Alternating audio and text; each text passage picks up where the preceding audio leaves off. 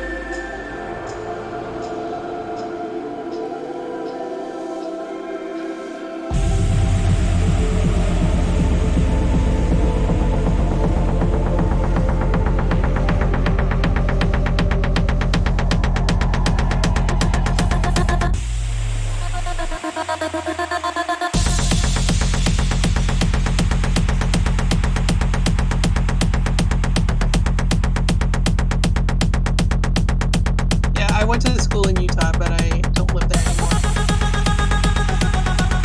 I went to school in Utah and school in California.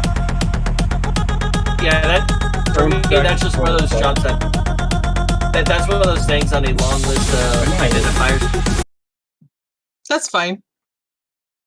I'm more interested in how you treat me, how you treat your animals, how you treat other people, especially people who you don't agree with, than whether or not what you practice as a faith. I'm a firm believer of coming home daily. Kiss the dog, kick the wife, you know.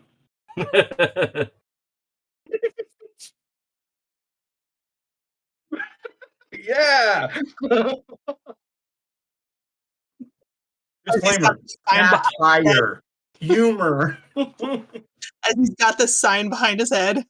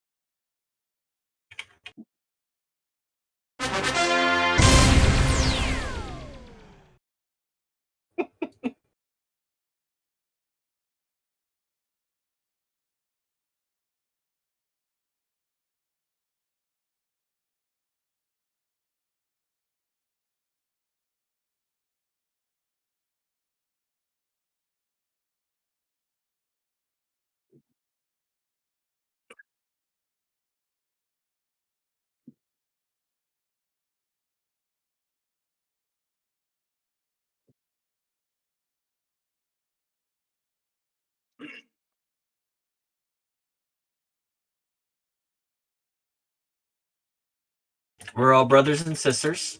And our shared patronage. Legacy. Which means we're all half alien. Speak for yourself. I'm whole alien. Just of two different halves.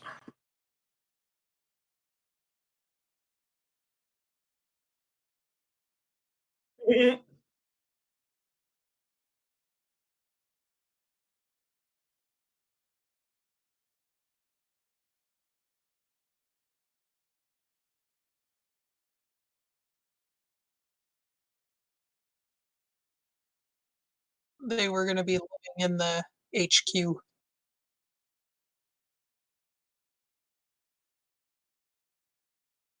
Oh, I thought it said something about barracks. That it was already.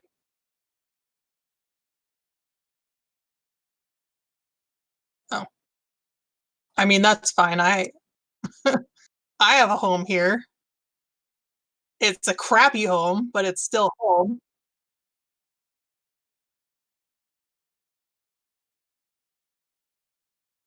I don't need anything. Oh, yeah.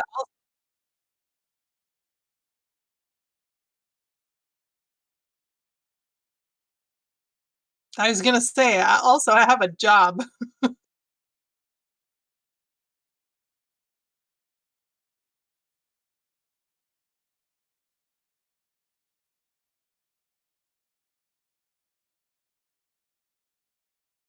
I'm pretty sure it was just Quickie Mart.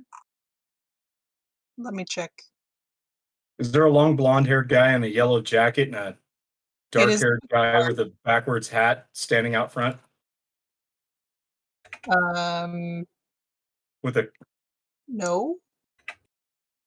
With an extensive cursing word vocabulary. Ah.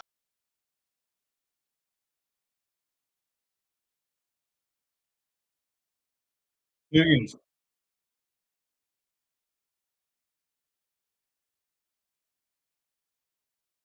There we go. You've been muted this whole time? Initially, yeah. That's okay. To the stream. I mean, to the stream. You guys clearly could hear me. If you, otherwise, I just pulled a massive Jedi mind trick. That would be awesome. I'm just psychic. I mean, I am psychic, but I mean, Carmen is psychic. I've said it before. I'll say it again. It's not a role playing stream unless there's at least one technical issue throughout the night. It happens. Oh well. Alas. Anyways, so where we pick up, you are at your Quickie Mart job. About the last hour of your shift. Manager comes around. And hang on a second. Shoot. Her name was Lorraine. Lorraine. Okay. I knew it began with an L. I don't have that listed down on this one. Okay, so let me get that copy back. 1 second. Don't forget my coworker, Dennis. Yeah.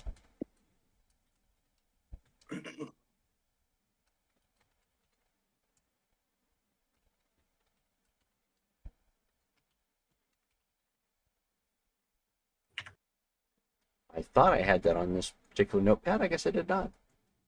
I do now. So Lorraine comes up to you towards the end of your shift. She looks a bit frazzled. She has been very busy in the back. Corporate came in earlier in the day.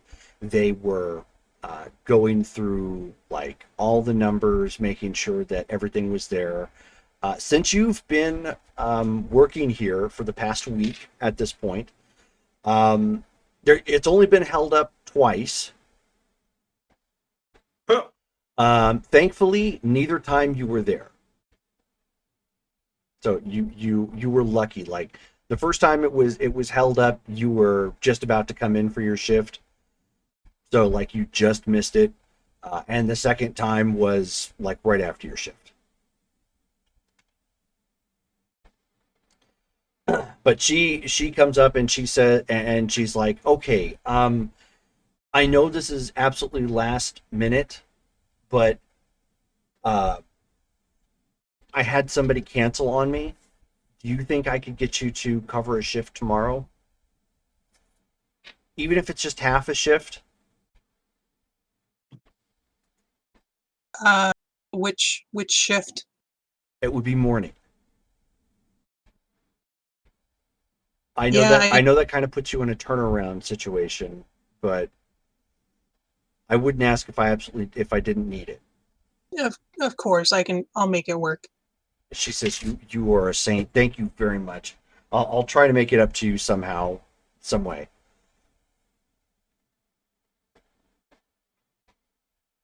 You're actually up at the register. She tends to keep you up front because you are better with the register and you look friendlier to the people that come walking in than Dennis, who, well, I mean, you got the first impression.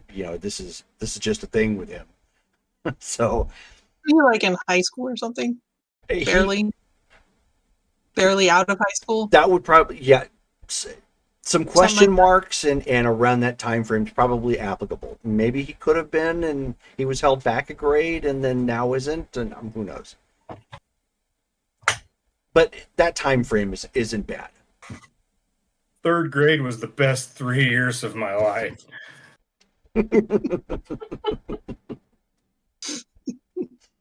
Oh, but Dennis at this point is actually in the back. He is in the process of making the burgers to line up in the heat lamp for second shift, so that they have some food. What's that? They trust him with the food. That's the one thing he seems to be doing fairly well.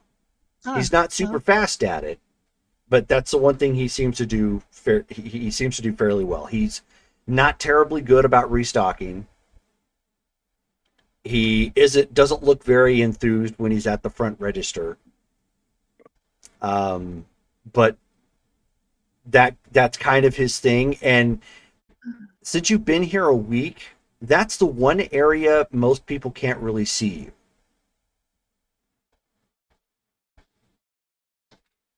The way the heating trays are set up and the ovens and whatnot, it tends to be more of a dark room, and you have to have access to the back to load everything in. So unless you peek around the corner, which there's no door there, so I mean you really could. But unless you actually peek around the corner, you really aren't going to see him. So maybe he's a little antisocial, and he kind of enjoys his time there, so he's not, in the face of everybody. But you have, surprisingly enough, it has been hopping today. Mostly you've stayed busy with people coming in or out for gas. So they either come to you and pay, and they'll pick up something like close to the register, or you're setting people up, on the pump outside, directly, instead of, because they don't have an automatic machine out there. There's just been too much damage when people come around, or supers crashing. It's not cost efficient.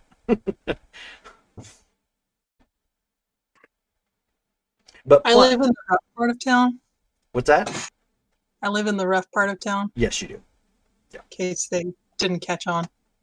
Yeah, this place is actually on the outskirts of Fairview. So, and it's just near downtown, so it's like the last bastion before you end up going into the slums, which is pretty much where this is at.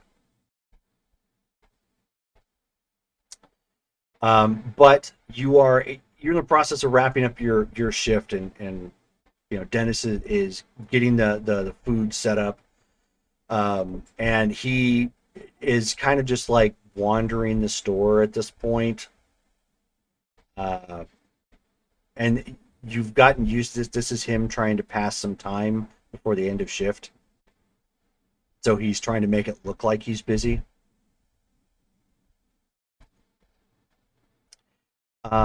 When you end up, a call comes in on the phone at the Quickie Mart, which you can actually answer from the register right there, because you have access to the phone.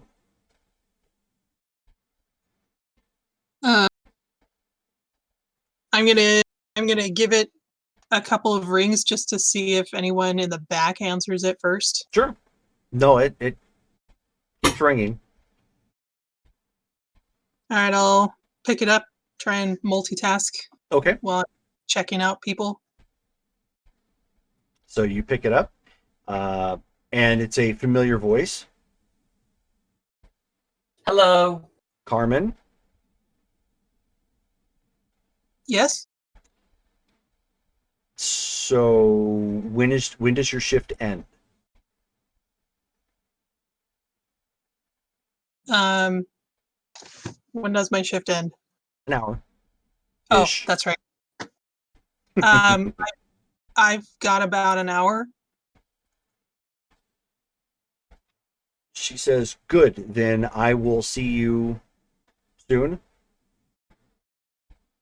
Okay. She lets that kind of hang, kind of like a question. Can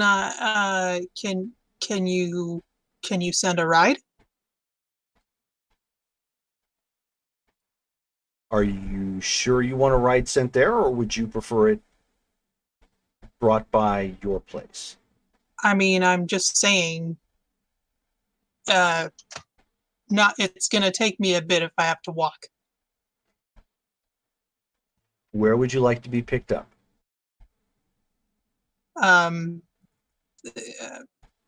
About a block away from my place is fine. Very well. I'll have somebody pick you up there. Thank you. And she just disconnects. I'll get back to work. Yep.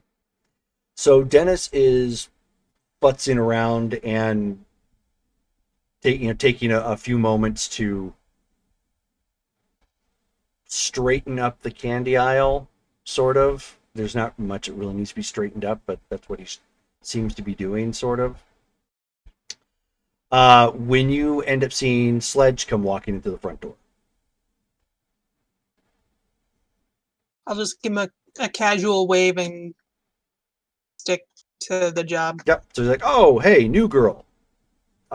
You've been here like a week now, right? Yep. So how's it been going?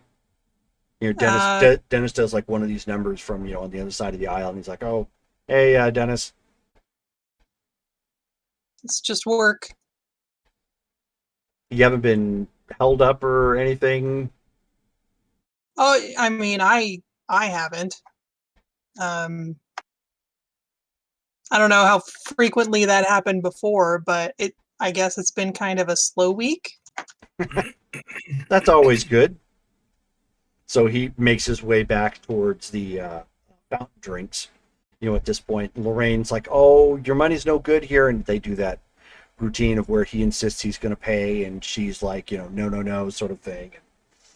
So he agrees, and then she goes in the back, and then he walks up front real quick to make sure he pays for the big 64 ouncer that he ended up getting. He's like, "I was meaning to ask, so why are you working here? You don't seem like the type Dennis over there." And he didn't say that super loud.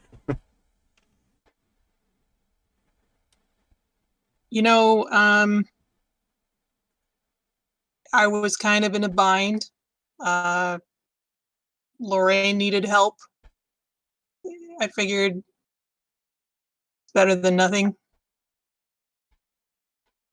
I'm not downing it at all. I mean, everybody should earn their way. Really am doing this for Lorraine. Oh, well, that's nice. Don't meet too many genuinely nice people on this side of town. Yeah, well, listen, I've got to go. It's been great. You enjoy the rest of your shift, and he does one of these numbers to wave to Dennis. Is like, "Later, dude." Thanks for stopping by. Sledgehammer just walks on out, and there's somebody pumping gas. They wave out. You can hear him probably just saying hi to, and he waves to them and shoulders his hammer, and then just leaps up into the air to take to a nearby tall building. Is he a jumper? I believe so. As in jumps from rooftop to rooftop trying to commit suicide? Jumper, No. Flight. Yeah, no, Jumper he leaps. Flight. He leaps. Yep. So, those of you who are at the vein currently, we'll assume both Derek and Justin are there already at this point. Justin, you actually have a hotel room across town, but you haven't made arrangements just yet to get your own place. He hasn't left the vein yet. Okay. He's been agitated and debating on whether or not to let his direct siblings know about what he found out recently. So sure. He's if he can find a vein of the Electrum, he is, if it's within arm's reach, he's melting it down just so it dribbles all over the wall. So he's being a very he's doing it again. Yeah, he's doing it in like contempt because this is not something that he ever expected to happen in his life. Right. Sure, no problem. So while you are violating the sides of the cave, which if you have been staying here at the vein, obviously there's the sleeping arrangements. There's only one bed at this point, so you guys would have had to try to find a way to fend for yourselves or figure out. You really need to give Derek his own bucket, and he's happy. Yeah. But at least you do have facilities to shower and to clean up, so that part's not really. That, out of curiosity, would that be something you just let me determine on myself, or what's that? Like asleep versus unconscious? What's the state of my body? Like, you have to be conscious in order to maintain your physical form. So if you're asleep, you're a puddle.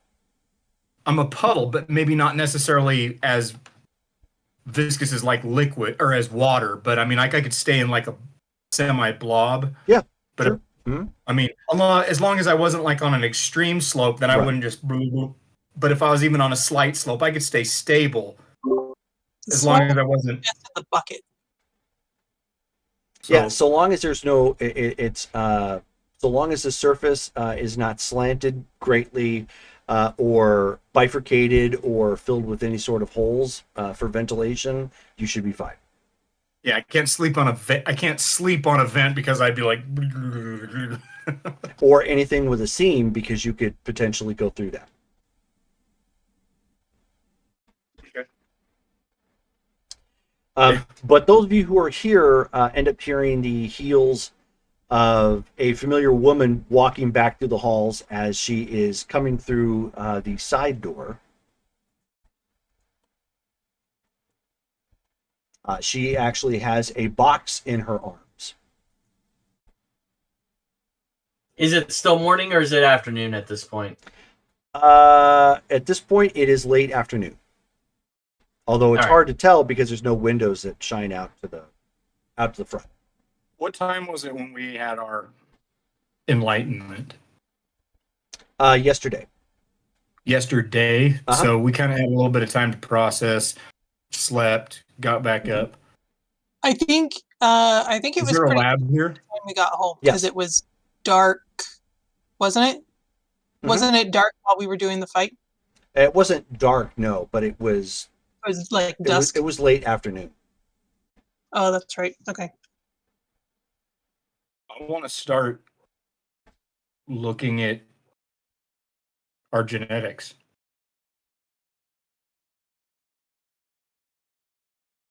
I want to be comparing one another.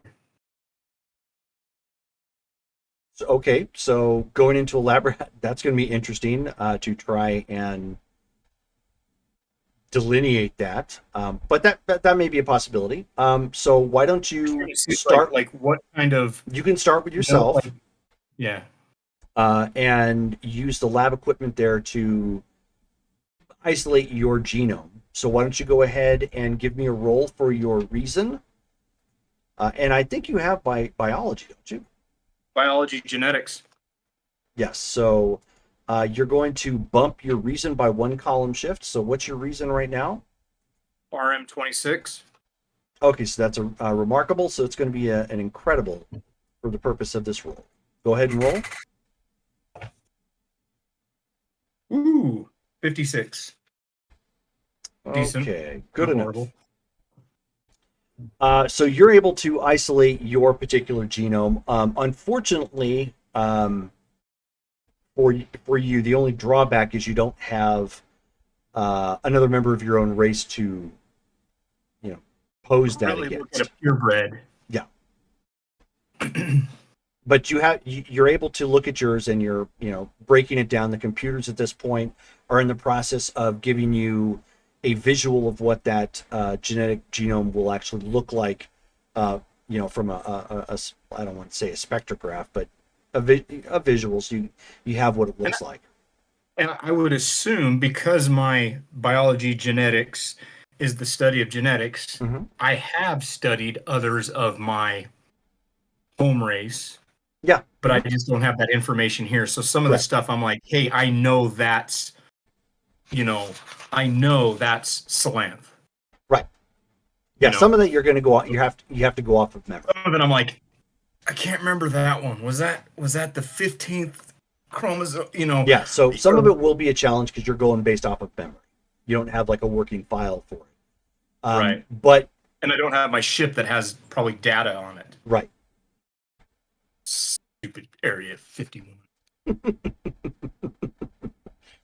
Wrestle.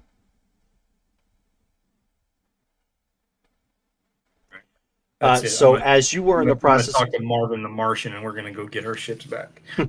So as you were in the process of doing that and isolating the genome, and Freddy is over throwing a fit against the wall and heating it up and making it slag down the side as best as possible. Meredith comes walking in and tosses a box down onto the table in the main room. And she says, Freddie, if you're done throwing a temper tantrum, there's something here you might want to look at. He'll come over.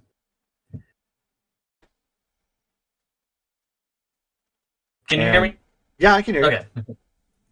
And she ends up letting out a loud whistle for whomever else is here, which would be Mark and Ixion.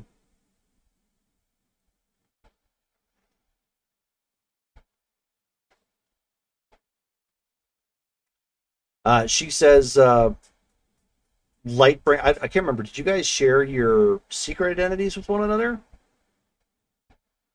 Freddie did. Yeah, yours is public. Doesn't matter to me. We shared our name. Okay. I can't remember if you told them. I know you told them you're Lightbringer, but I can't remember if you told them you're Carmen. I can't remember. Okay. I don't recall you doing that specifically. Okay. So I remember I was on camera and I went, I am Ixion. So she says, everybody knows me now. She says, Lightbringer is on her way. For the rest of you, she pops open the box and starts pulling out what appears to be prefabricated uniforms. They're dark gray in nature and they have gold highlights. Now they are full suits. They're not like pieces of. And looking at the suits, you can tell that there is some sort of padding or perhaps an armor framework to it.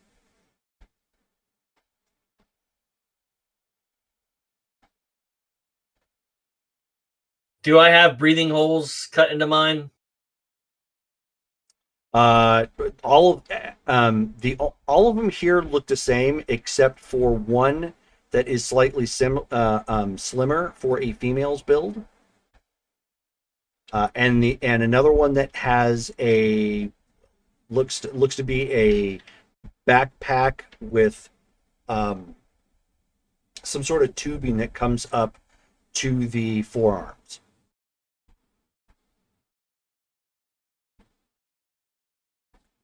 But for the most part, all of them look the same.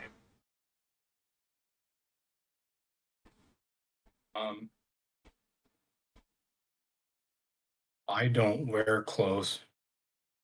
I'm unaware. You do now, Ixion. How is this going to work? She says, for starters, if you're going to be a team, you're going to need to at least look similar or carry some sort of motif to it. But on top of that, these also provide a decent amount of protection.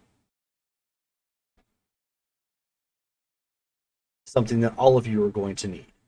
She lays out a specific one, the one with the backpack and the tubing, and she lays that out in front of Ixion.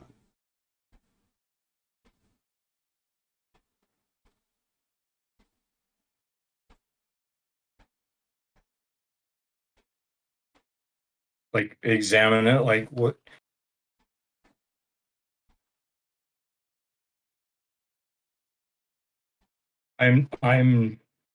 I forgive me. I know this is something that is normal amongst this planet, but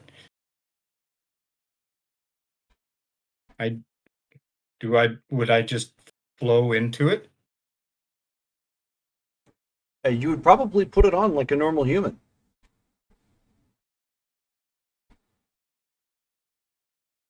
Okay, I attempt to do so. Maybe. Okay. I'm sure I've probably seen somebody get dressed, whether it would be on a TV broadcast or something similar. Yeah, you've seen more than enough of human television to understand what it must be like to simulate putting on clothing. That part is not a problem. I'm sad that I'm missing this. So I'm like probably sliding into it, and then you say it's like, I'm assuming it's like pajamas with booties and the whole ball of wax.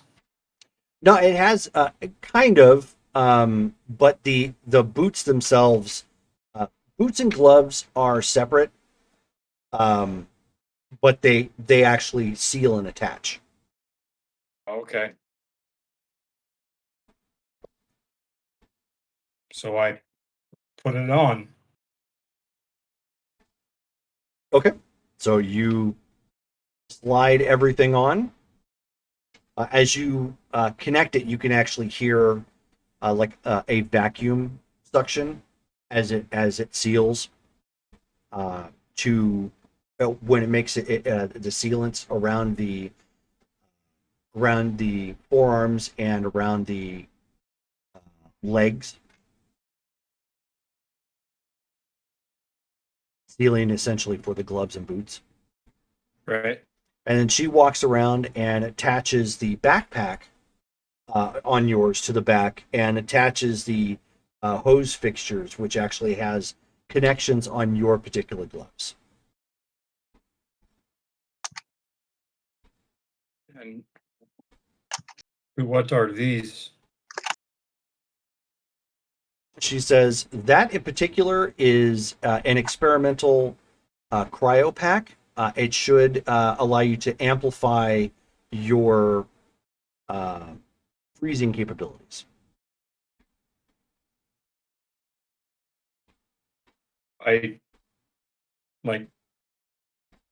I'm assuming I can manifest like a rough snowball in my hand and be ready to throw it or fling it or projectile it. Sure. I manifest one, or okay, like I would normally do, and see what. So you do it. So you do it like you normally do. You in essence pull forth the ambient moisture from the air to create a snowball. You exert the same amount of force that you normally do, or what you're used to, I should say.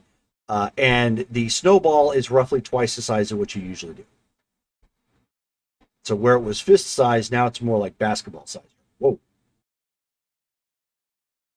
Am I near one of those stone walls? Yeah, they're all over the place. Okay. It blows up. Ice goes everywhere.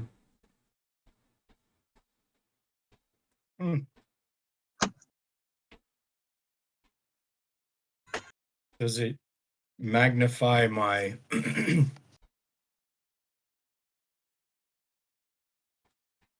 cold generation? Like, it should, yes. Interesting.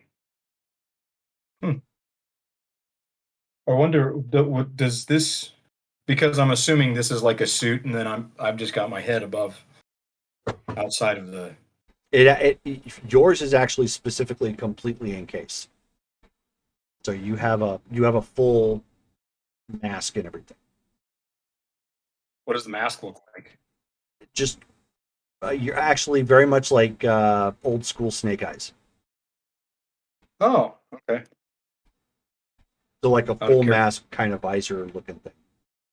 Out of character, I'm a ninja, an ice ninja. I wonder, and I try something. I'm like, and nobody would know what I'm trying, but I relax.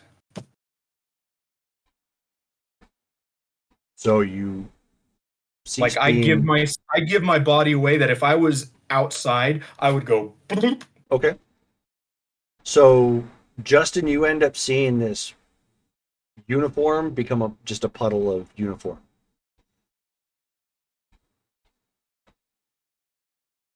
I guess that means they hold well up against our abilities as well. He looks at, is there one designated for him? Yes. Does it have openings or anything like that for his ribs? No, it does not. Does it at least look like it's going to come off easily? I mean, yeah, you could pull the zipper and pull it off. Yeah. Okay.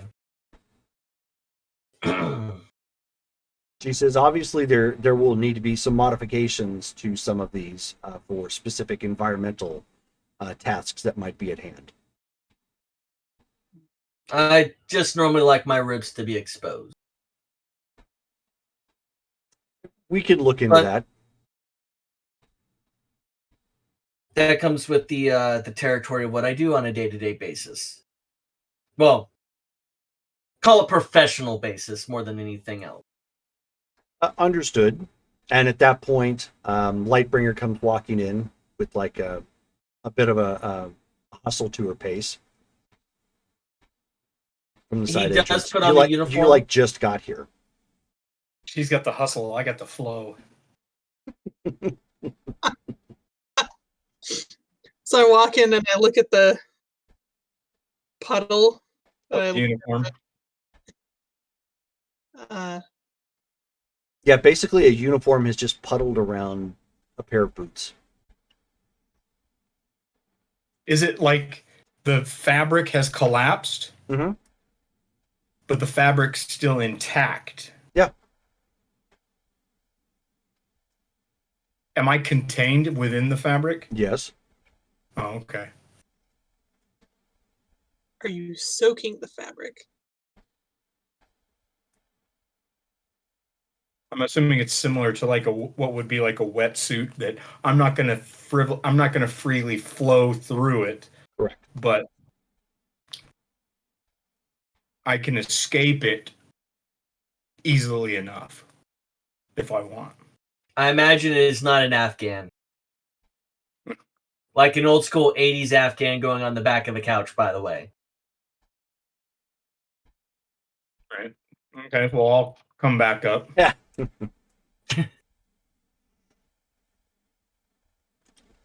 And so, Brittany, as you come hustling in there, you see Meredith has got a box out. There's uniforms for everyone. It's a very basic design. Most of them look very similar in design and intent. Yours has a feminine build to it, obviously, because you have a different figure than everybody. And the one that is designed for Exion actually has a backpack unit with two interconnecting tubes that connect to his forearms. If I really wanted to, I could fit in hers too. Yes, actually, you could. I could have a female figure if I so chose. All right. Does your race have gender? Does it? It actually does, yes.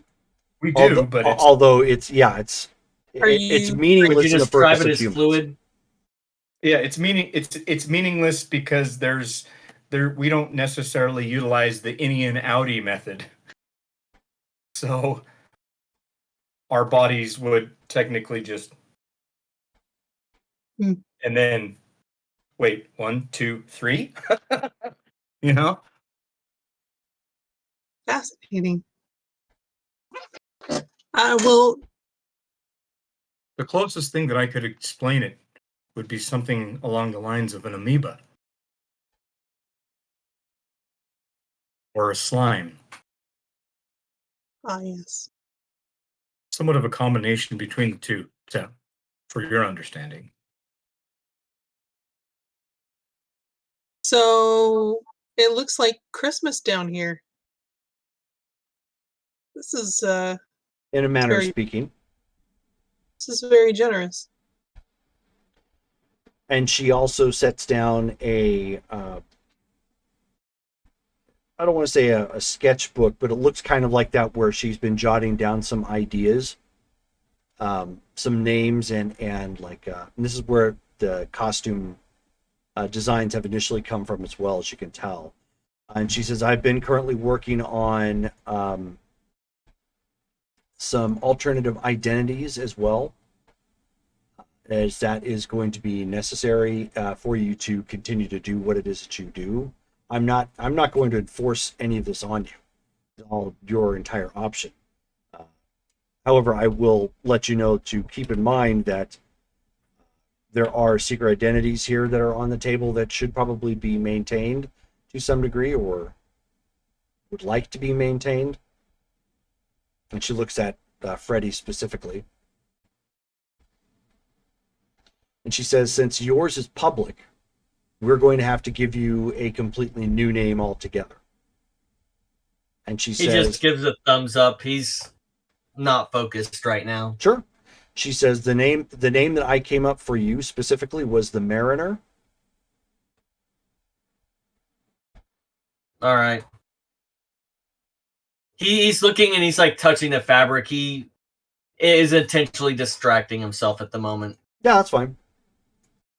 She says Lightbringer was good enough, so we'll just go ahead and go with Lightbringer.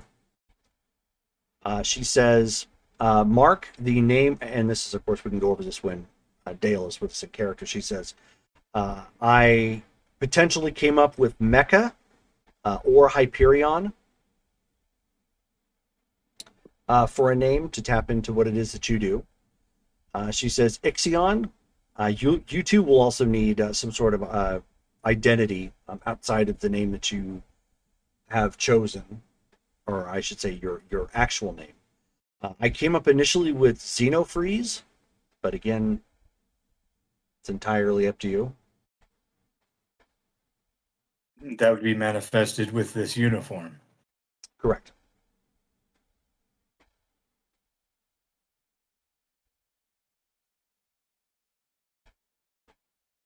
Armor plating?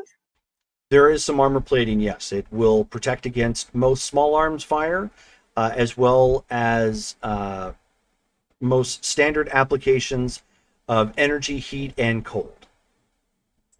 Oh, fantastic! Is it going to impede the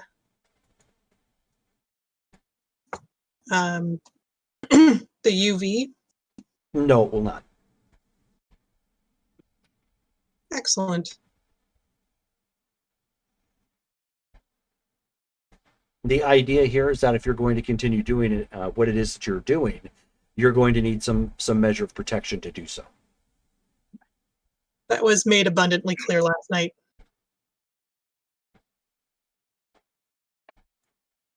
So I appreciate you and your timely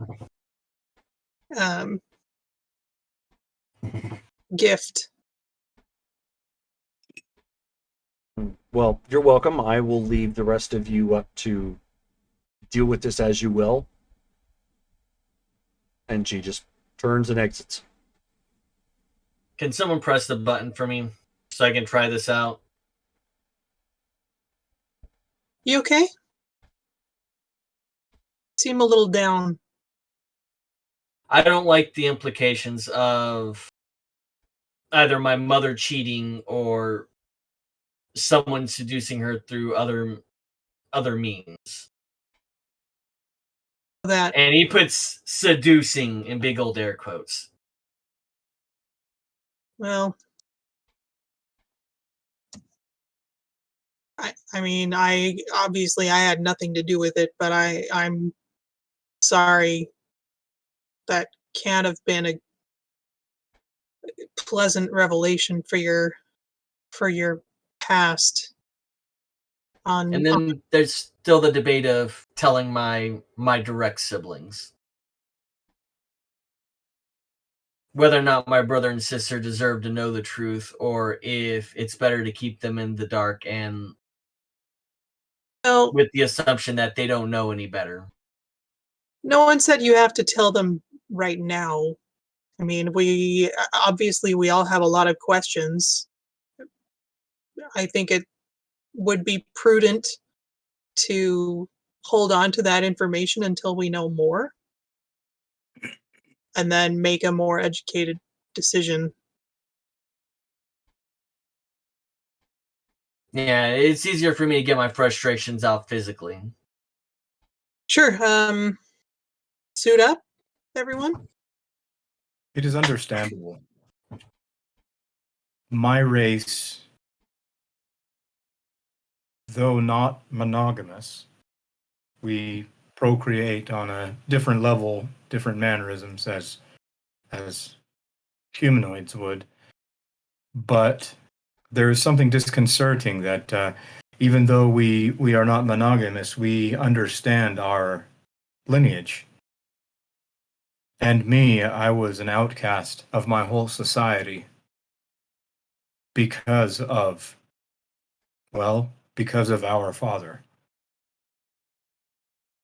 So there are feelings of unrest within myself also. You are not alone.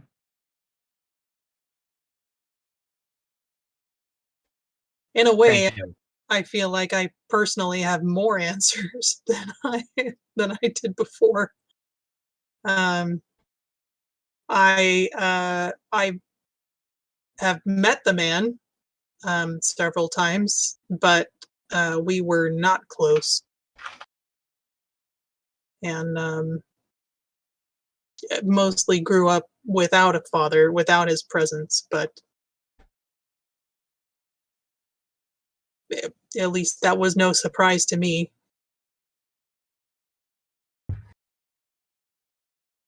We could talk while we're dodging lasers. All right. And he'll I kind wanna of try- laugh and he'll start heading his way to the room while changing. Yeah, I'm Okay. gonna try it on. Obviously, I don't have pockets or a backpack or anything like that, right?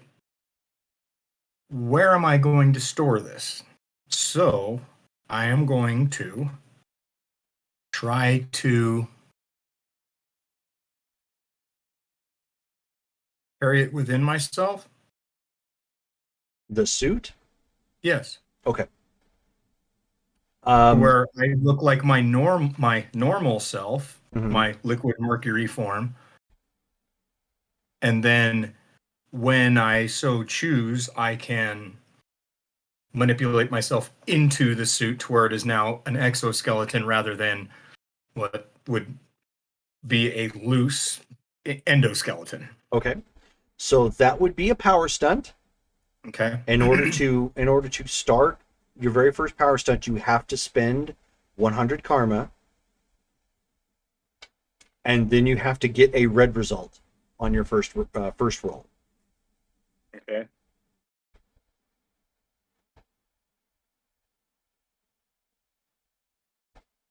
Out of curiosity, once we spend the 100 karma, if we fail to push forward, do we have to spend another 100 to try and develop it again? No.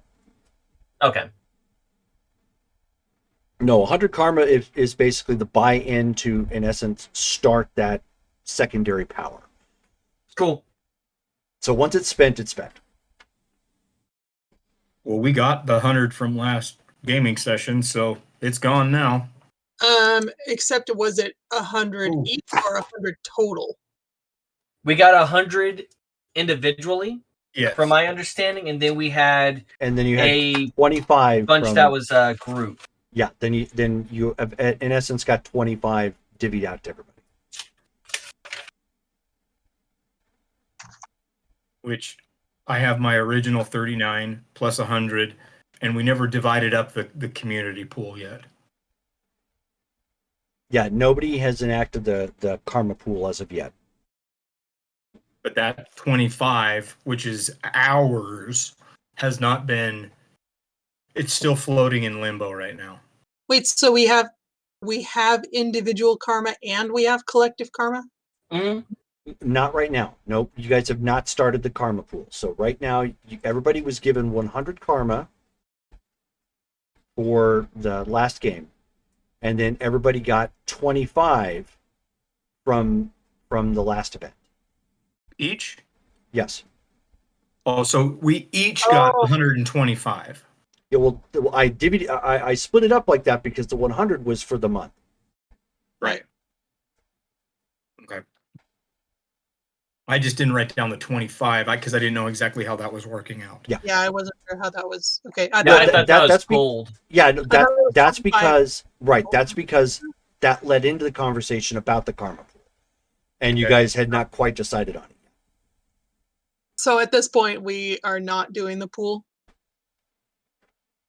Is that what it sounds like? We can. I don't care. Let's leave the 100 in the pool for right now, and then we can revisit the issue later.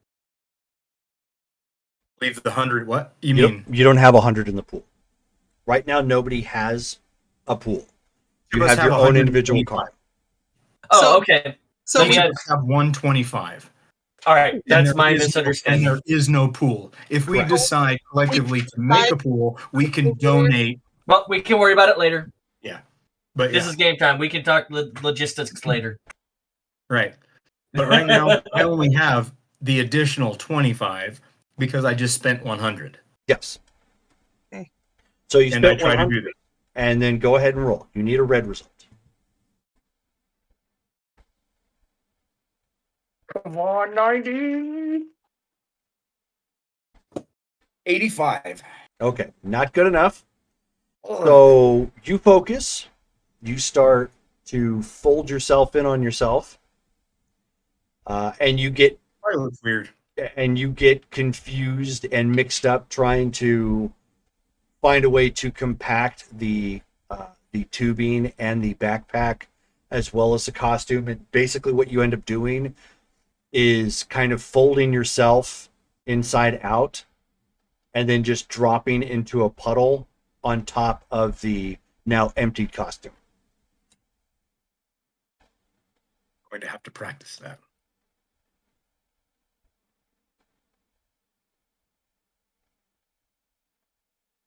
know what that was that you were trying to do, but tricky. Because didn't he start out inside the costume? Yes. All right then. It sounded like he was trying, the way he was describing it sounded like he wanted to absorb it into himself and then just kind of spring it out whenever he needed to have it on.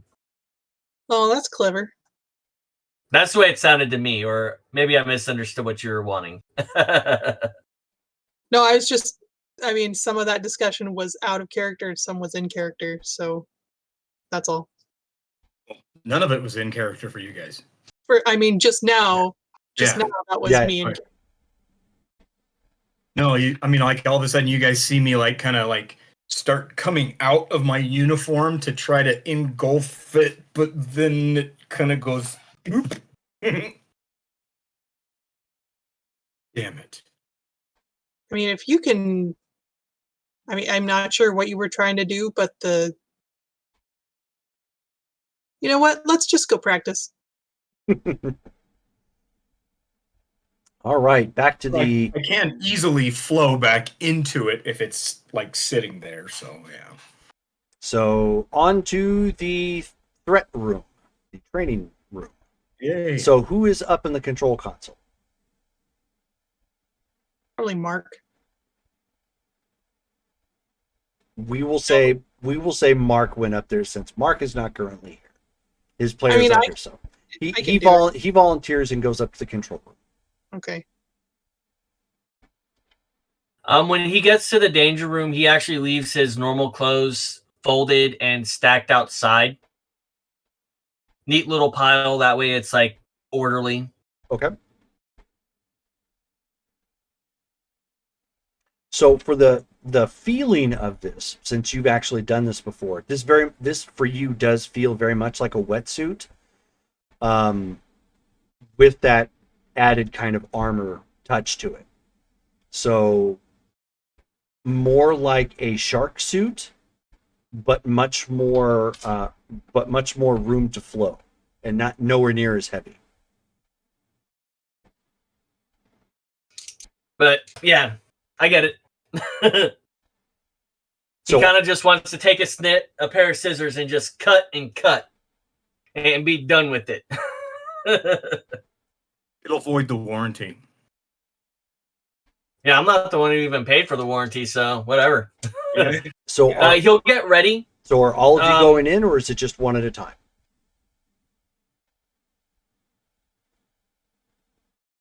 You know, I'll stand. I've heard of this, but what is this? Oh, I have not, out of character, I haven't participated in this. It's like a danger room. And what is a danger room? That does not sound like something I wish to participate in. it's a training simulator that is computer AI run to test our abilities in different scenarios.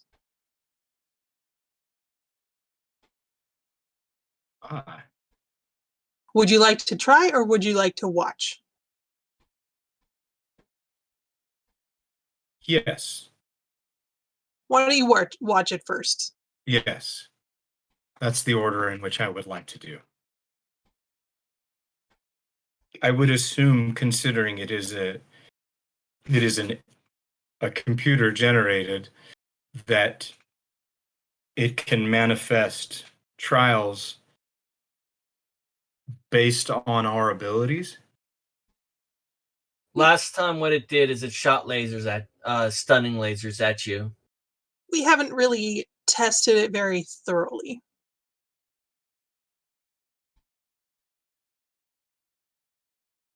So that remains to be seen. I guess I will join Mark in the control room, but as an observer. Okay. So I'll go in with Freddie. All right. So Freddie and Carmen, do some quick calisthenics real quick to get ready for the danger room. Mark presses a button, and you hear a loudspeaker come over and says, "Are you ready?" He'll nod his head. He'll also begin focusing heat on his hands. Okay. Electrum was very, very well known for having electricity powers, right? Mm-hmm. All right.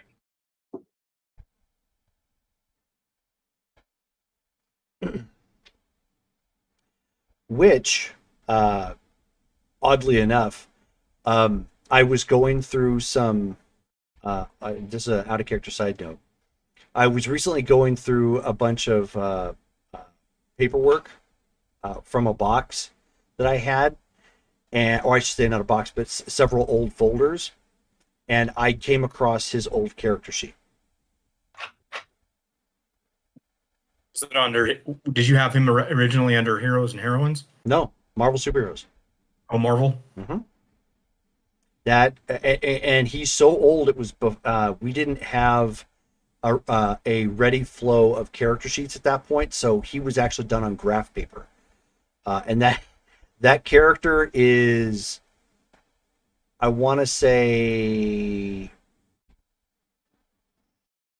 32, 34 years old, maybe. Aww.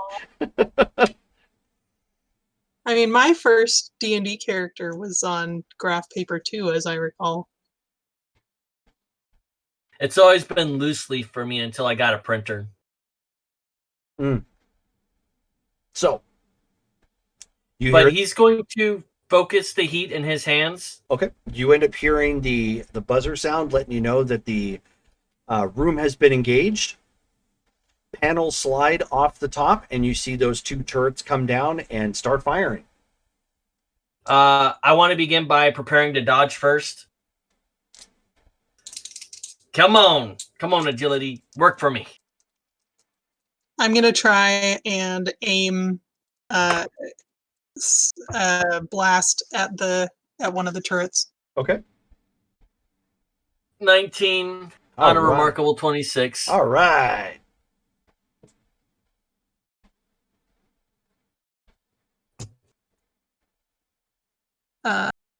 Dex first, right? Or agility first.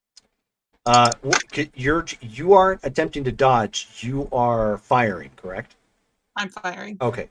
So yeah, just go ahead and roll the fire then, and that's agility based. Okay. I got a 97. Oh, nice. On a remarkable. Okay. So what ends up happening is some trading of energy bursts happens. Before Freddy he looked ready, but before he was ready, Freddy, he ends up getting zapped again by the blast. What is your endurance? Endurance is remarkable 26. However, this time, even though he got shot, and you still feel that rattling in your head, like you did when you got hit with the stunning blast, you're still up this time. Your suit actually absorbed part of that. Okay. So Brittany, you end up taking a shot, and you strike. Basically, you both trade blasts. The cannon hits you, you hit it. So you strike, and when you strike it, you end up seeing some lights on it go yellow, and it starts recessing back up into the roof. What is your endurance? Remarkable. Okay, same thing for you. You also feel that same rattling, like you got punched, in the head, but not quite as bad, as the suit has managed to absorb part of that strike. So you both are still up on your feet, just very rattled. Round 2. He was kind. And you see the other remaining gun is taking focus to try and strike this, but now you also see a wall slide up out of the floor.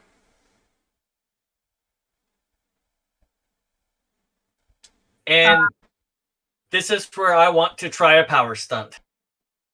Okay. So I am drawing off of two things. First, his lineage, Okay. which is a lightning-based hero, and his heat emission. Okay. I'm going to try and do a plasma blast at this thing. Okay. So you have to spend 100 karma.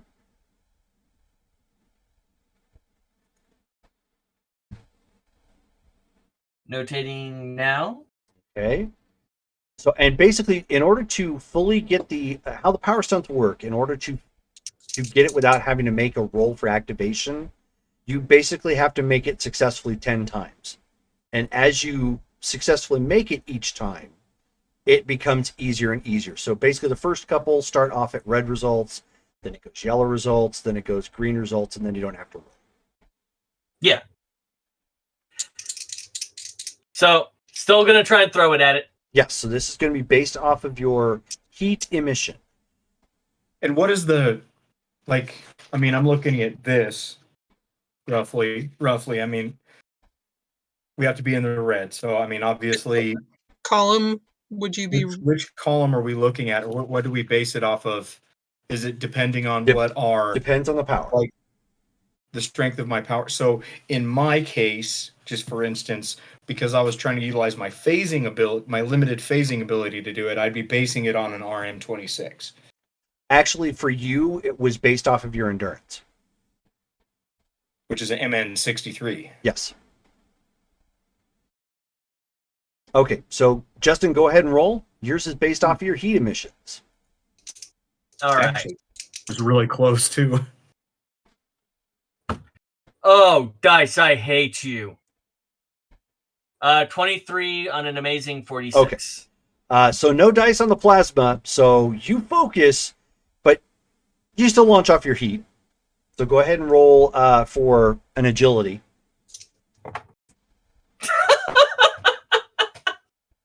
22 off of a 26. Okay, so you're still kind of rattled, and you're distracted by all the information you've given. Obviously, you didn't fail in a sense to fire. You still fired, projected your heat up, struck the side of the roof. The beam comes down, fires, and strikes you again. And that time it causes you to buckle and you collapse from the stunning. Brittany. All right. I'm going to try to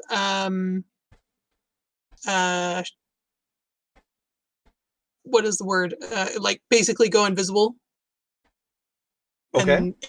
And move out of the way. So see if it can see through my illusion. Right. That is going to be psyche based. Well, it was just my illusion casting. Oh, right. Wait. Yeah. So that's your power. That's your power intensity. You can already go invisible. You're not trying to roll for power stun. So it's like a to hit and versus damage kind of thing. Right. So in essence, if it's going to try and find you, it's got to beat your power intensity if it can spot you. Getting it up in time, however, is your psyche. Okay. Because it's a mental check. Okay. 70. Okay. So so you're stunned. You're not unconscious, but you're stunned at this point. You see, Lightbringer's actually doing much better this go around. Like she gets a little nimble. It vanishes, and that beam tried to fire down again at where she was, and you don't hear her like scream or yell ouch or anything. But you do hear like her feet kind of running across the floor as she tries to get away from this. So you ran. Which direction did you run? Did you run to the opening or did you run towards the wall? Towards the wall. I want to see what this is. The wall is roughly about 3 feet high, so you can still like stand and do anything if you need to, or you can just hunker down and duck behind it. So there's another beep that goes off. The one turret is now looking for you. Is trying to see if it can spot you. And you end up seeing another panel remove, and you see what appears to looks kind of like a bad 50s or 60s android. Sort of plastic look. Got the antenna kind of coming off the side, sort of routine. It comes out onto the floor and starts looking around. Can I roll endurance to try and get back up? You sure can. Your squat has not been eliminated, so you may be able to recover. 91! Oh. Finally! On a 26. So he's back in the fight. Give me a since you shook it off, give me an intuition check.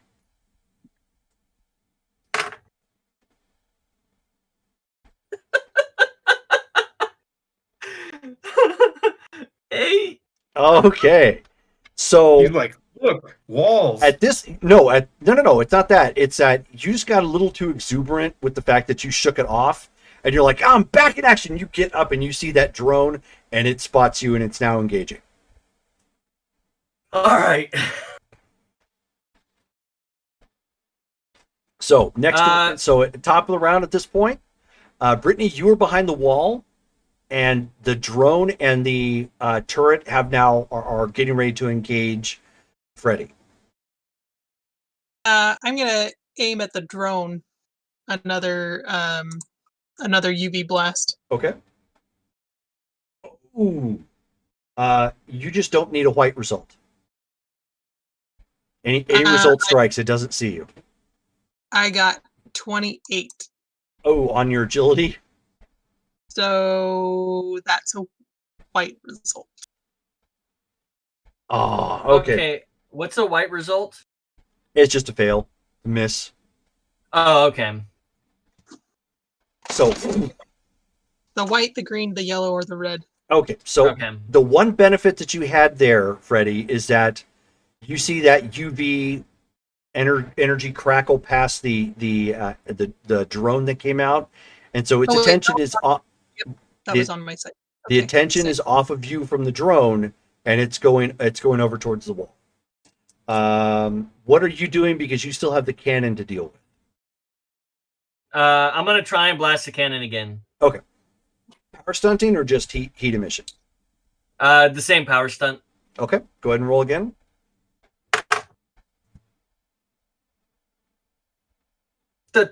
The ever-living hell. 10. Okay, well, you still get to use your heat emission, so go ahead and roll for your agility. 89. All right, much better. Okay, so you both trade off. It hits you, you hit it. So you end up seeing the same thing that Brittany saw. The yellow lights kind of flicker onto it as it gets struck. The cannon starts recessing back up into the roof. You are trying to shrug off yet another stunning blast. And I've got your endurance right here. Hold on one second. It's a 26. Yeah. Okay. You basically take another gut punch, but at this point, your anger kind of wins out, and while you hunker down to a knee, there's something inside you're just like, no, I'm not doing this again. I'm not going down twice. And you're just like, "Arrgh!" just trying to fight off that stunning. Brittany, you see electricity arc off of the antennae from the drone, and it's projected at you. You fired, so you're not able to dodge. However, you're behind partial cover.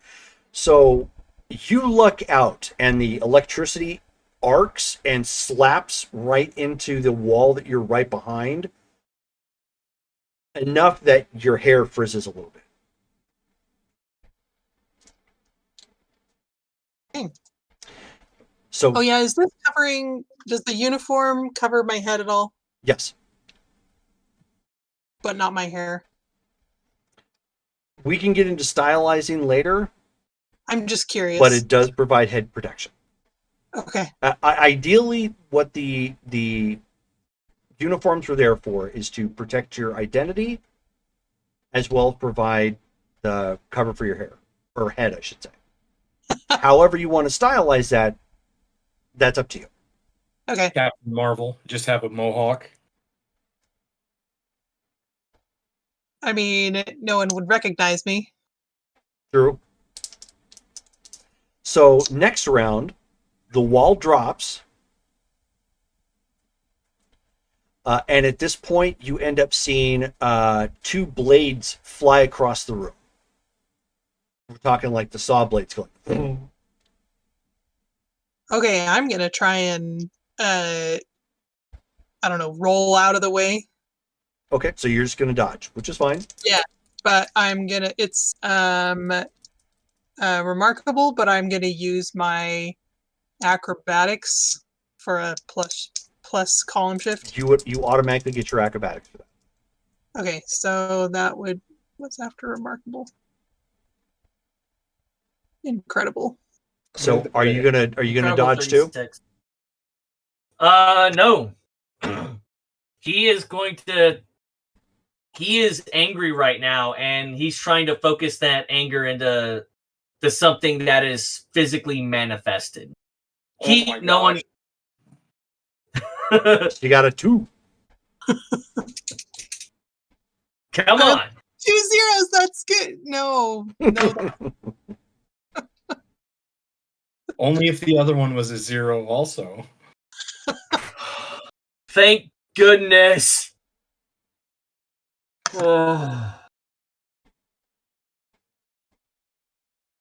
92. Okay, so that's for your plasma? Yeah. Okay, and you were doing what with it? If it's based off my heat emission, that's an amazing 46.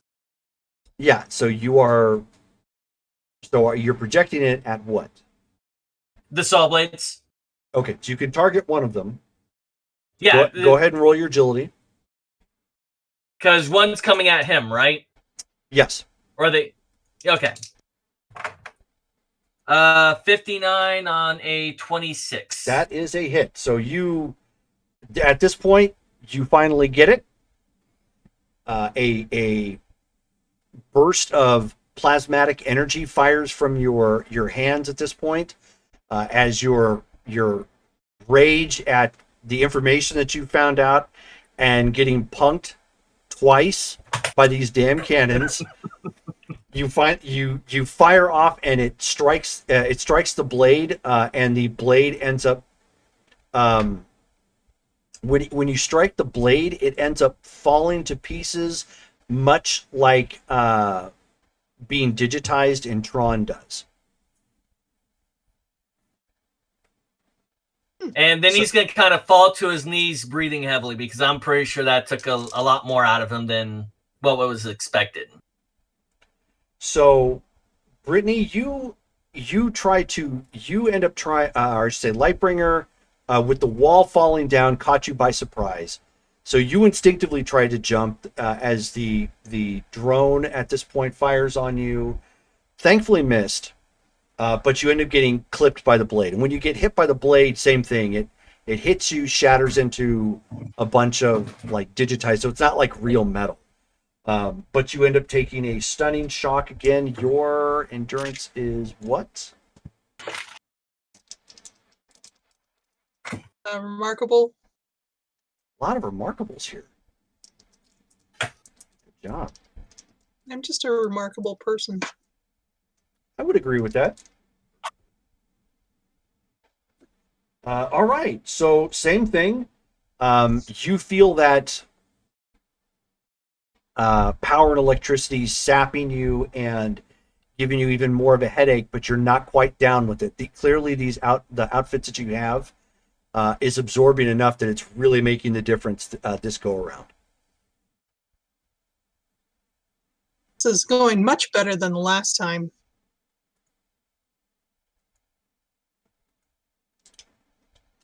So the blades are down. The drone is still up.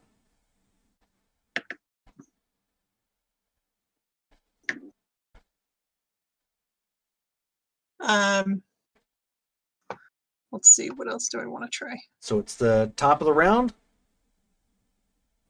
Freddy's going to be more in a dodge position right now rather than a fight back position, just because pulling that off for the first time. Okay. So it's more of like a held dodge than anything else. So if it comes at him, right now the drone is bearing down on Lightbringer. all right, then he's just going to take a rest for a moment. Okay. Can I join in mid-battle? No, the room is locked.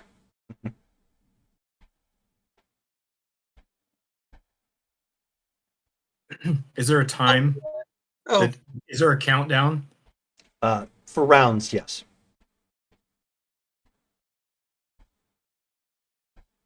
I'm gonna try and blast it again. Okay.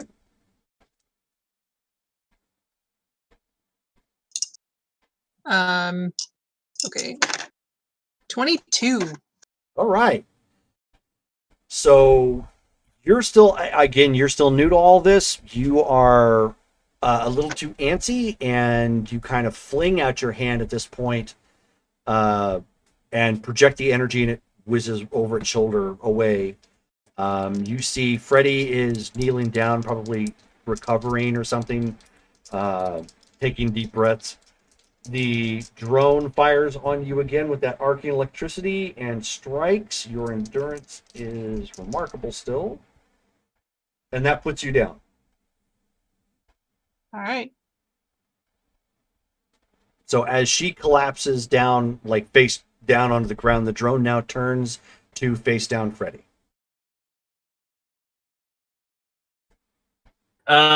He's going to stand up now.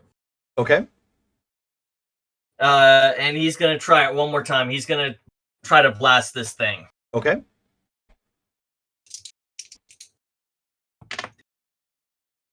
Okay, that was not supposed to happen. Oh, fail again. So 29. Okay. So it's just heat emission. So go ahead and roll your agility. 30 on a 26. Okay. That probably is not enough. Not enough. So it goes flying wide. It fires back on you and strikes, and you also have remarkable endurance. I do. And that puts you down as well.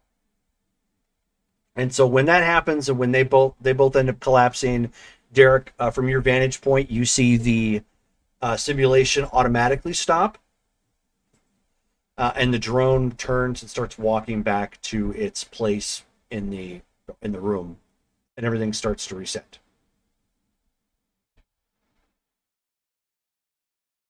Interesting. Go down and to the door.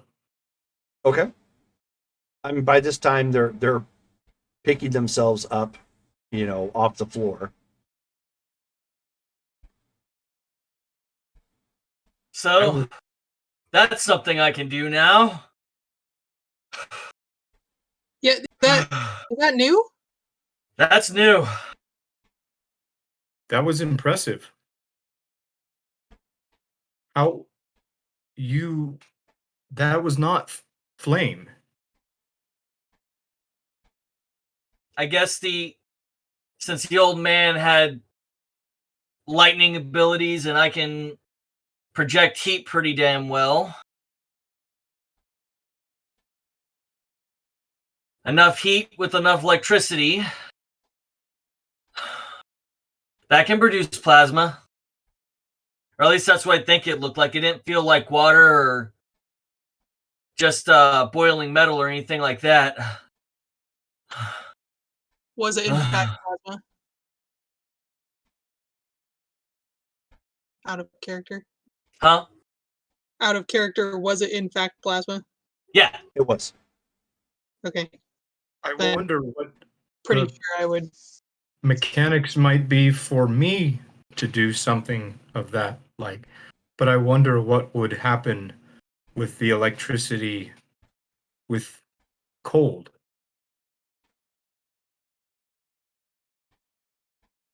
I don't know if it would be as effective. Or electricity with ultraviolet? That may be interesting. I would like to try this danger room. I'm gonna get some water. Freddie, do you want something? Water would be fantastic. All right. He'll- I'll join you in the control room. He'll go up to the control room as well. Okay. So we'll just switch places. So at this point, Ixion goes down into the control or into the danger room. The door shuts behind him.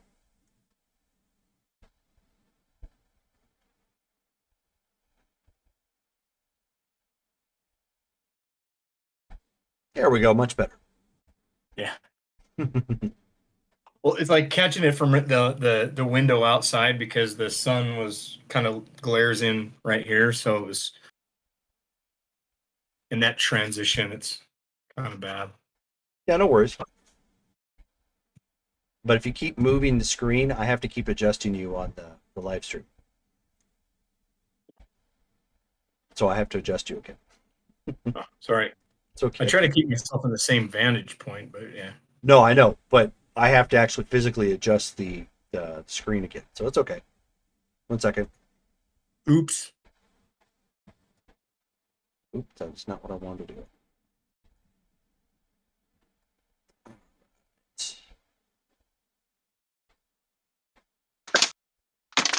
Ooh. Sorry. It's all right. I need some fidget dice.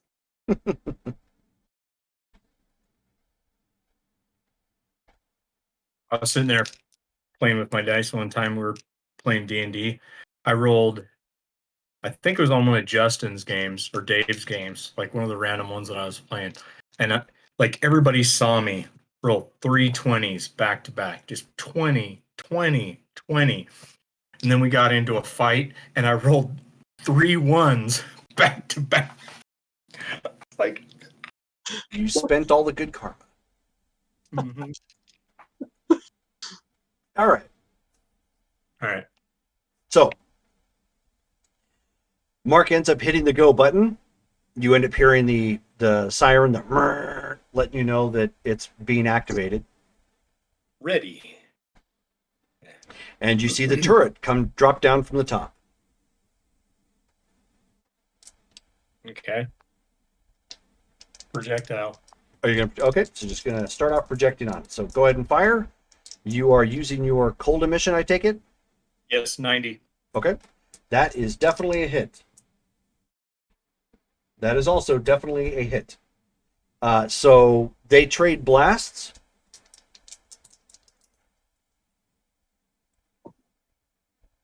Oh, okay. Well, despite your endurance being the highest stat that you have, you're like, haha! You fire off this much stronger version of his cold generation. Like you see a significantly more vibrant looking, blue white kind of emission fly out from his hands and strike this, and it turns yellow again and retreats, and the beam.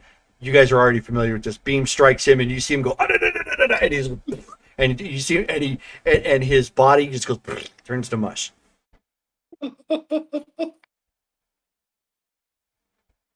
Well, that looks familiar. He'll go down, and he will try to help him up the best he can. Oh yeah, good luck with that. You have to wait till he recovers, because otherwise you're just kind of scooping up parts of the costume, and he just kind of falls through. But eventually, 20 seconds or so later, you recover enough, and you're like, I haven't experienced that before. That is an interesting feeling. And that was electricity? No, that it was some sort of energy, a concussive energy that sent a stunning shock through your body. He can still understand or hear and understand us when he's. Oh yeah. Globular. When unconscious, yes. But you can't. Oh, right. But you can't communicate to us without a mouth. Because basically, what I am when I, and this is something that I would have told you in our introduction, right. is that you had to form my ears and my what looks like my eyes. I don't need them. Your vocal reverberate, your audio reverberations, I sense them with my body, not with my false ears. Same with my gotcha sight and everything else like that. It's like that. Now with this suit, I'm actually probably more limited to what my sight would see, because I'm only able to see through my visor. Everything else is covered. So I'm actually limited that way. But well, we'll have to figure out any tweaks that we need for our individual physiologies. I already told her I need to be able to breathe. It doesn't work so much on dry land, but if we ever have to go underwater, this suit is going to be way more constrictive than helpful. This is why, especially with the lack of needing gear, if I can absorb my suit and contain it within myself, then I am much more well equipped to go back and forth.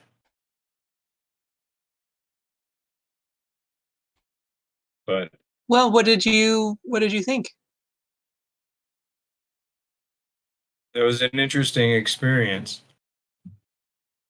I don't recall that ever happening to me, to where I was literally knocked unconscious. It's a bit of a doozy the first time, ain't it? Absolutely. I wonder if the program was manifesting whether or not I could take it. It could discern some, but perhaps it went more. I recall seeing, is there difficulties? What difficulty level was that? That's the level 1. Has he reformed? And on his feet? If he's communicating with you at this point, yes, he's reformed. At worst case scenario, I'm a head on a puddle. Which is possible for, sideshows and parlor tricks. You guys want to give this one more chance? This time, all three of us? Since Mark's pressing the button? Okay. Yes. He'll hold out his hand to help him up. Okay.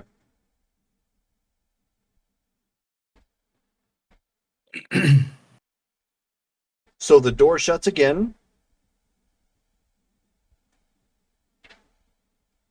you end up hearing that sound as the room is enacted. Paneling on the roof slides open. 3 turrets drop down. Closest turret, I'm gonna do the same thing. Have they This been, time it's. Go ahead. have they been Sorry. coming out of the same spots? Yes. So theoretically, we would be able to aim at the same spot that they always come out of? Sure. Just an observation. Okay. Mhm. Justin? Shield. Yeah, he's gonna do the same thing. This time, since he knows he can do it, it's not so much fueled by rage. Kind of like Harry Potter knowing he can cast a Patronus type of thing. Because he's seen himself do it. Okay. Type of situation for him. So you're going to try it again? Yeah. Okay. It seems like the best way for him to practice this, because in the field, it's not going to be, they're not going to wait for me to be able to manifest it. They're going to want to take me down first. Right, so. right. Okay, so who is attacking, who is dodging? What's going on? Shield. I'm manifesting a shield. I'm Okay. going to try and dodge. All right. So, Brittany, you're rolling for agility. Justin, bonus points if it's shaped like a stag. 88. Oh, 88 plus a column. Column shift, yes. So your beam flies, it strikes where you were, but you manage to fly out of the way. You attempt to parry with a shield, so go ahead and roll your agility. Me? Yes. Yeah.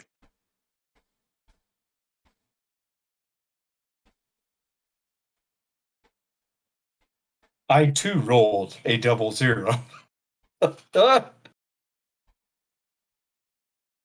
But mine was 4 times higher than yours. It was an 8. All right. 4 times higher. So Look, he here's all too. So he points at the ground and is immediately trying to form an ice shield in front of him. He gets up to about his knees when he gets struck with the beam. It doesn't knock you out. It does rattle you, though. And then, of course, you finish your ice shield, which didn't quite help, but it's there. Justin, you are firing. 97. All right. Ooh. You're trying to do the plasma again, right? Yes. Okay. Make sure you've marked off that you have a power stunt and you've done it twice successfully. Yep. It's on my experience sheet. Okay. Go ahead and roll your agility. 45 on a 26. Hey, real quick. So my engulf or encapsulate my uniform. Uh-huh. I just marked down that I've done it once or attempted it once. You right now you have a power stunt that you have not done successfully yet. Okay, so I need to successfully do it 10 times. Yes. Oh, okay. But I have writing it down means I've paid for it. I just haven't gotten any successions yet. Okay. That is correct.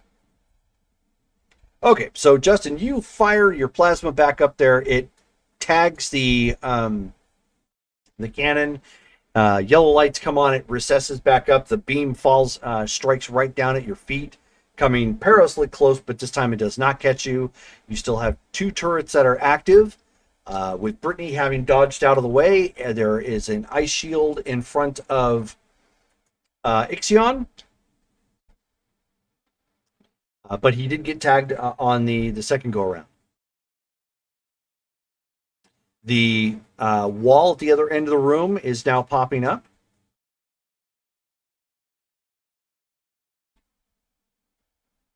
Is it Gollum again? Not yet. There's still 2 cannons to deal with. Okay. If we're back at the top of the round, he's going to take a shot at the next one. Okay. Ditto. Okay. I'm gonna try and shoot it too. All right. Pew, pew, pew, pew. 79 on a 46. Woohoo. Well, because it's still based off a heat emission, right? What's that? For the power stunt? Or is it its own thing now? It's its own thing, but it's based off of your heat emission. All right, so 79 on a 46. Okay. So that's not enough to power your plasma again, so you still fire your heat emission. Go ahead and roll your agility. And a 21. Okay, so that goes wide. 83. 83. That is a strike, Brittany. 82. 82 is a strike. So boom, boom, boom. You guys pepper the ceiling. You both managed to catch the cannon, so they end up recessing. Brittany and Justin end up getting struck. So the endurance on Brittany. You are still up. You're rattled. Justin, however, it got a 100 on you, so it tagged you right between the eyes and forced you to collapse. All So- right. So you trade blows, but it scores a shot and tags him right in the head and just forces him to buckle on over.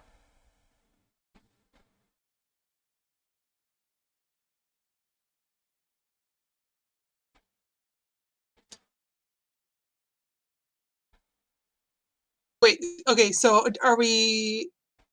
are all 3 turrets gone now? Yes. The door opens and the drone is coming out. I would like to cast an illusion to hide Freddy and make it look like he's standing somewhere else in the room. See if it buys Sure. that. Sure, go ahead. Give me, this is your psyche attempt. Have at it.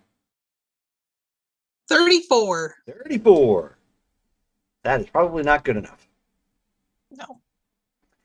You're all, no. Let's see. Ooh, close. I'll give you that one. You were only 2 off for being able to pull that off. So you tried, you got distracted, didn't work out. Drone spots you and Derek. Let's see. It is engaging Derek, actually. So it's firing electricity at you. Still, I would assume my wall is still there, my Yes. shield. But, okay. And I'm firing back. Okay. So you have partial cover. It will be harder to hit you. Yay! 92. Ooh, boom. All right. So he ends up ducking behind his own ice shield. The electricity strikes it, shatters the ice into a million pieces. But his cold emission projects off his hands, strikes the drone in the chest, and ends up. You see it. The yellow lights go on it, and it starts walking back into the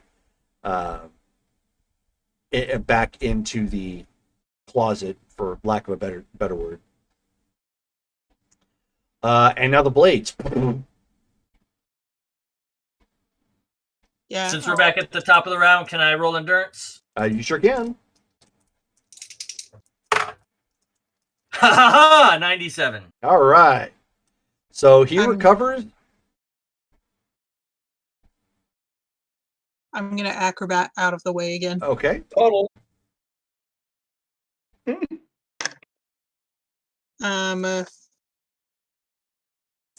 40. Wait. Yes. Yes. Okay. So 40. I don't know how to read dice anymore. All right. So 40 on yours will put you at a green. incredible. Okay, so you managed to backflip and get behind the wall. Derek? Puddle. You got a what? Puddle. Puddle?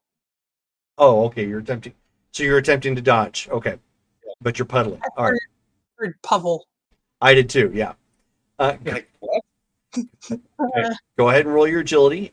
Justin? Agility as well? Yes. 97. Okay. 63 on a 26. Okay. So you guys, at this point, the blades fly across the room, and respectively, like Justin rolls because he was already kind of on the ground to try and get out of the way. Derek puddles, and you backflip behind the wall, and they strike various walls in the room, and they do that electrifying shatter digitized effect as they just turn to nothing sort of thing. And then you hear the locking mechanism on the room open up. That was it? That was all? That was the whole level? That was round one. Wow. We made it through. Wonderful. I can see how this would play, as long as there are different scenarios that you would not find repetition in. Well, next time I guess we can try the next setting. Or keep working at this one. Yeah, Mark says down from the control room, he's like, there are 10 different settings. I imagine they only get tougher and tougher as we go along. I would imagine. I wonder if we can if we can work with the controls and just get the lasers in here and just have a massive dodge. And dodge and dodge and dodge. An agility practice. He says that is feasible. I believe I can program that.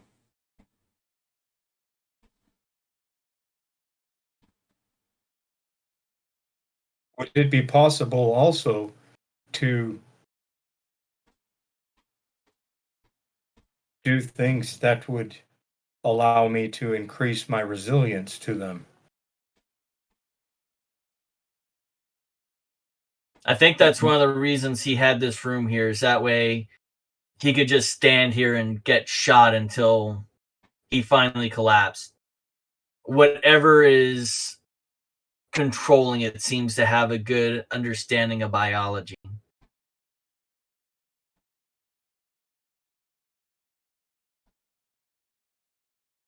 That would behoove us, considering it seems that of the organic siblings, if you will, I have the highest resilience.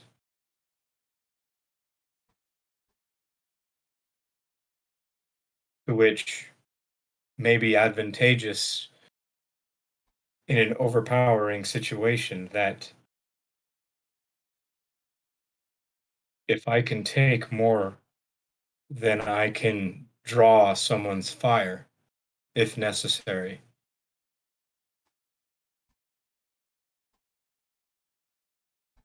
That's good to know.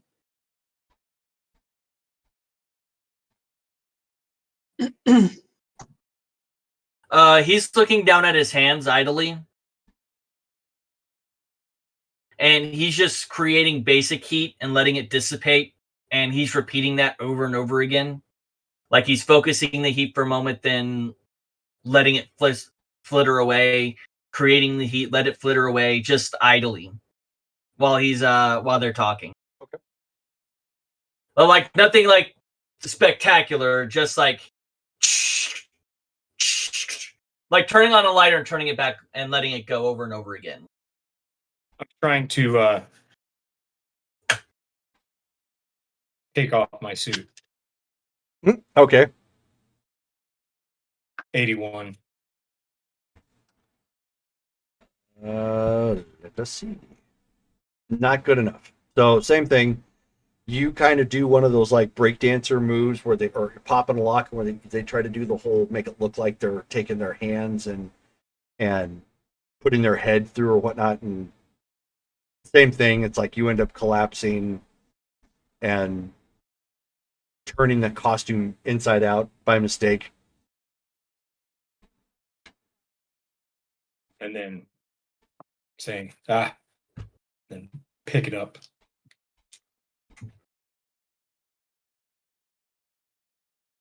So, what we've learned today, I think, falls into two categories. One, these suits are made to withstand the lasers, at least. They seem to be made of some type of material that I've worn before when I went deep sea diving. We didn't need to wear them, but we wore them nonetheless because it was a part of our uniform. Two, since we know that we have the genetics of Electrum, we know that it's possible to borrow upon his abilities and alter them with our own. That is something that I wish to speak to you of also. Us three. And I mean, we're standing in the middle of the danger room, right? Yeah. And I ask Mark, are you solely electronics and mechanical, or is there any organics to you? Didn't he answer this question before? You're asking Mark, Dale's character? Yes. I'm just asking him, like, just that basic question. Does he have any? No, he is a complete mesh of circuits and electronics. Complete artificial intelligence. Isn't he a cyborg? Is it cyborg, like part human? Yeah, cyborgs are part human. But cyborgs aren't necessarily part human, but they have organic material anyway. Yeah. Well, that's what they mean when they say. Yeah. So he's not a cyborg. He's just a robot. No, he is not. Yes, he is a legitimate android. Okay. Android. That's the word. With the three of us sharing essentially half of one another's genetic makeup, I would ask the possibility for me to research our genetics. This may actually open up possibilities to where I may be able to find different potentials within each one of us. Not unlike this plasma that you have exhibited today. I was going to take a few days off and go visit the rest of my triplets and gather a couple of blood samples from them and test it against my own. I'm very curious to see it under a microscope as well. Out of character, do you have biology, genesis? Right? He actually has genetics. So you are familiar with genetics? Very much so. It rubs off on you when you hear scientists talking about turning you into partially a fish person for weeks and months on end. We need to work together then, because I am a geneticist. What kind of equipment do you need? Are you, do we have what you require here? There is a rudimentary amount. I mean, there's probably a few things out of character. Do I have a fairly decent lab that's here? No. No? The lab that's here is good for basic analysis. Not you wouldn't want to break down complex like a centrifuge, a couple petri dishes. Yeah, you wouldn't want to try and use it for breaking down complex compounds and amino acids, things like that. I mean, the equivalent here would be like a phlebotomist. Okay. I would need much better equipment. I do have some on your ship. Yes, but that is not available. If we were to be able to acquire that, I do have extensive, and that is some of that. It is of higher technology than what we have here. However, I am not well versed or practiced, but I am aware and I have seen different things of what might be available or here. But these things I would be able to utilize. And between the two of us, we should be able to learn from one another as well. I'm sure he is more, or, sure you are more aware of the human genome, whereas I would be more inclined for the other half, or my extensive studies of multiple species. When it comes to this, my curiosity is a natural sample from Electrum, which, if my guess is going to be correct, is not very likely. Somehow I doubt. What's the lady's name? This is Justin forgetting. Meredith? Yes. I somehow McCall. I doubt Meredith. Huh? Meredith McCall. Somehow I doubt Meredith has a random sample just sitting around in a glass beaker somewhere. Of Electrum?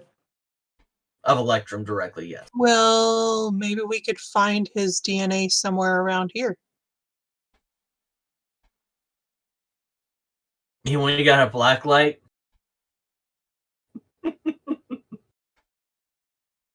I mean, did he leave any of his suits? Is there anything on... I mean, I'm sure we could look around and... And though it may be slightly different, there is a likelihood that with the human genome, you are required to have an X and a Y chromosome for the male. Yet there is an X and an X for the female. Is that right? Lightbringer would have guaranteed to have the X chromosome. And we would be guaranteed to have the male Y.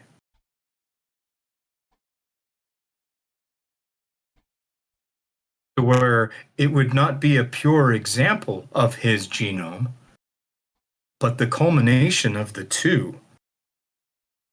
With the proper equipment, we would be able to find a very, very, very close example of his within a few protein chains, if you would. What type of light do you emit? Ultraviolet. Let's go to the bedroom. Out of character. I didn't know we were those kind of families. He's going to pick up his clothes that he left in a bundle and walk towards Electrum's bedroom. Okay. Interesting segue. Can you imagine the author, like as you're reading this is the narrator. He invites his sister into the bedroom. No, you don't even need a narration there, just a speech bubble. Let's go to the bedroom. And the speech bubble following that is ... With this nonplussed look. Yep, just like a, huh? character like. No, but I follow. He was talking about the black light effect. So, I mean, that was known back in the 80s and 90s. Awkward, but okay. So you guys go into the bedroom. I guess turn off the lights, and I'll just radiate around different areas of the room. Can you do a spectrum or manifest from both of your hands? I assume so. Sure. Should I roll for it? No. Manifest a. Do we see any DNA splatters? Why don't you give me everybody give me an intuition check. 30. 70. 6. 71. The one who probably didn't want to find anything is the one who finds something. So yeah, I mean, you shine your light, around the walls. Walls are pretty clean. Most of the countertop surfaces, pretty clean. When it comes to the sheets, they probably should have been washed.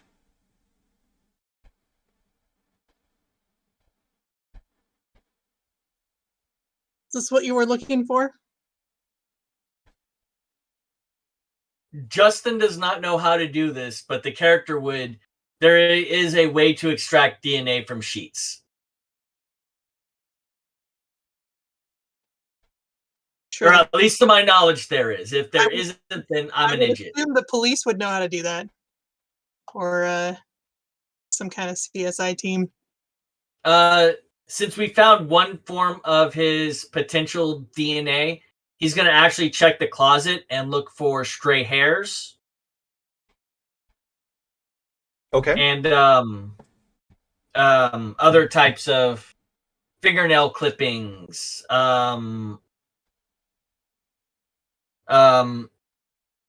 Fingernail clippings and loose hairs. That's going to be intuition again? Yes.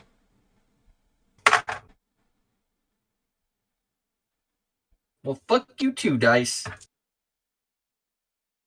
5. Yeah, so no luck. You don't come up with anything, but at the same time, you don't exactly have like the type of equipment you would really need to get binoculars on and comb the room and get close up, a close up view, I should say, to look for something that small. I want to try something though. With her manifesting her UV, I want to manifest within that UV a ball of cold or a globe of cold or something like that. Because I mean, it's just the generation of cold, and I could shape it if I wanted to, but I just kind of contain it there. Not necessarily manifest a snowball, but I want to see if there's anything, or if it just kind of glows like you're shining a light on it. Yeah, it just glows like you're shining a light on. Considering the pulling the water together would be more of a clear, whitish, snow-like look, and you hit it with UV, it comes up like very bright green.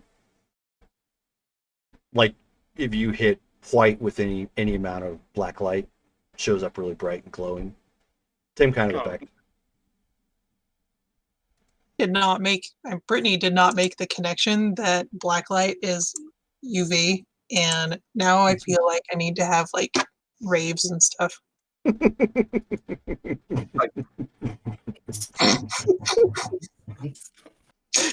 love that you guys both started dancing.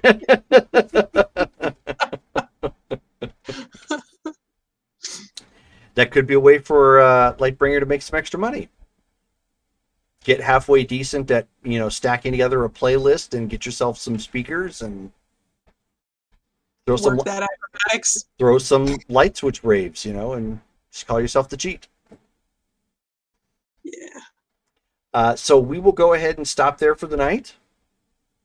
We've had a solid 2 hours of gameplay in it at this point. And you are going around attempting to collect, hopefully, some genetic samples. Really? Random double aught. My dice are flat out schizophrenic tonight. I mean, we all got some single Can I digit. utilize that double aught and just say that I got a good sample, and I even just cut a piece of that sheet away? So yeah, I know there's a way to there's a solution you can use on blood and semen to draw it out of a fabric in order to be able to run it as a DNA sample. Justin personally does not know what those solutions are, but I imagine Freddie would. Yeah, you're definitely going to need access to some sort of crime lab where they're able to pull that sort of genetic or pull that sort of material, which you don't have here. But if you could find somebody with that sort of equipment, you could probably pull it off. We don't have any money collectively, do we?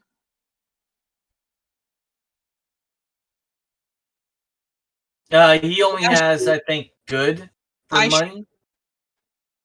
I got nothing. Yeah, I only have a Mark 10 does. for... Mark has a small company. I could make it look like I have quarters in my hand. I could make it look like I have quarters in my hand too. Actually, no, that's dishonest. Never mind. Yeah, Mark actually. Let me take a look. Quarters, nickels, and dimes. Yeah, Mark. Mark isn't loaded, but Mark. I think does have a small company, so he does have some. With some my. money. You have resources too. It's just not liquidated. Right. But sorry, we'll let you guys discuss that out of character. The term liquidator coming from you just made me laugh. The liquidator. So the next game would be July 10th. Does that sound good for everybody? Yes, sir. To be Saturday. Okay, cool. Alrighty, so I hope you guys had fun. We needed to do monthly karma too, so you guys get 100 karma for today. I might not be there. I will be in a family reunion. Okay. We had. Didn't we get karma last game? Yeah. That was. Oh, wait a minute. Sorry, I keep thinking. Yeah, never mind. That'll be next game. Well, if you want to give us more points, I will take them. But yeah, because I'm sitting on one more stunt that I'm going to try to develop, which is the group telepathy. So, boost my telepathy. Yeah, no additional karma right now. I thought we were at the beginning of the month for some reason. I don't know why. Sorry. So next game will be coming up the 10th then of July. And then Vampire will be on the 9th of July. So looking forward to that. Lots of good stuff. Thank you guys all for playing. Thank you guys for watching who tuned in and just kind of been quietly watching from the chats from what I can tell. We should have the episode uploaded here soon to YouTube. Until then, you guys have a good night, and thanks for watching. Bye.